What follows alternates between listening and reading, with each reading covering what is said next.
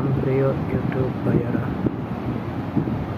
যে এখান থেকে আমি আপনাদের দেখাচ্ছি কুয়েতের সিটি। ওই যে দেখা যায় বিল্ডিং, ওগুলো সমুদ্রের পাড়ের কাছে সিটি। তারপর আমাদের জন্য রান্না করার জন্য সব কিছু রেডি করলাম, রেডি করে কেটে কেটে রেডি করলাম। তারপর আস্তে আস্তে সবগুলো রান্না করব। তা আজকে আমাদের জন্য মিষ্টি কুমড়ো ভাজি দেখেন, লোভনীয়, ইয়ামি ইয়ামি। এবং ডাল রান্না করলাম, কেমন হলো বন্ধুরা?